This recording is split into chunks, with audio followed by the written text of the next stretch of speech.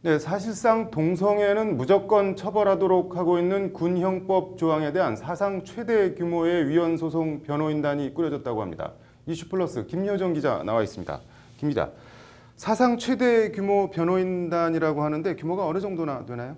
네, 민주사회를 위한 변호사 모임 민변에서 오늘 네. 관련 기자회견을 열었는데요. 네. 기자회견에는 민변 공익인권변론센터 소장 송상교 변호사와 네. 대리인 단장을 맡은 이석태 변호사, 또 공익인권 변호사 모임 희망을 만드는 법의 류민희 한가람 변호사, 성소수자 인권침해 차별 신고 및 지원을 위한 네트워크의 이종걸 활동가가 참석했습니다. 네. 현재까지 위헌 소송 대리인으로 참여한 변호사는 70명이 넘고 네. 변호사들의 자발적 참여가 지속적으로 이어지고 있어 대리인단 최종 규모는 훨씬 더 커질 것이라는 게 민변의 설명입니다. 네. 네, 뭐 이번엔 끝장을 보자 이런 각오인 것 같은데 그 전에도 국내 동성애 처벌 위헌 소송이 몇 번 있었잖아요. 이번에는 뭐 어떤 내용에 대한 위헌 소송인가요? 네, 입대 동기였던 전역을 한 달 앞둔 A 병사와 B 병사가 네. 합의하에 서로 성적인 접촉, 그러니까 동성애 행위를 한 혐의로 기소된 사건인데요. 네. 군인 신분이지만 전역을 앞둔 점 등을 고려해 군검찰은 군사법원이 아닌 인천지법의 군형법 위반으로 기소했습니다. 네. 뭐 아무리 군인이고 동성애라고 하지만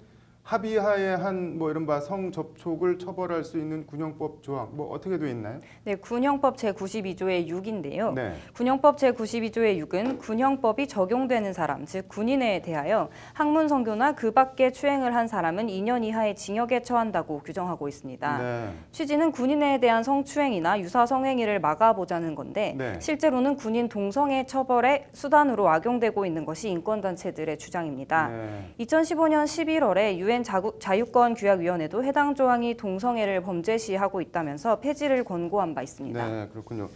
관련 조항에 대한 위헌 소송이 이번이 네 번째라고 하는데 이번 위헌 심판은 이례적으로 법원이 먼저 직권으로 신청했다면서요? 네, 그렇습니다. 인천지법은 해당 법률이 인간의 존엄과 가치를 보장하는 헌법의 기본 원리에 위배될 네. 뿐만 아니라 그 내용에 있어서도 죄형 법정주의의 명확성 원칙, 또 과잉금지 원칙과 평등 원칙에 위반될 소지가 있다며 네. 헌재 직권으로 위헌 법률 심판을 제청했습니다. 뭐 이렇게 위헌 소지가 많은데도 불구하고 헌법재판소는 그동안 계속 해당 조항이 합헌이다 이렇게 결정을 내려왔었잖아요. 네, 헌재는 2002년과 2011년 또 네. 2016년에 잇따라 합헌 결정을 내렸습니다. 네. 가장 최근인 지난해 7월 결정에서 헌재는 해당 조항이 군이라는 공동사회의 건전한 생활과 군기의 확립을 목적으로 한다고 합헌 결정 이유를 설명했습니다. 네. 이에 대해 오늘 기자회견에 참석한 류민희 변호사는 오히려 특정한 집단을 차별 취급하는 게 군기강을 저해한다는 연구 결과가 있다고 주장했는데요. 네. 직접 한번 들어보시죠. 네.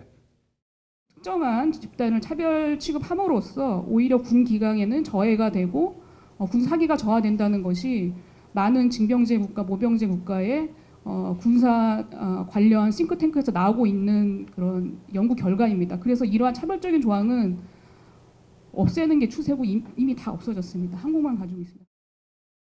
그러니까 한국만 국내 동성애를 처벌하고 있다는 거네요. 네, 그래서 성소수자에 대한 시대착오적인 혐오와 차별이다. 그러니 철폐해야 한다는 게 이번 위헌 심판 신청의 취지입니다. 네.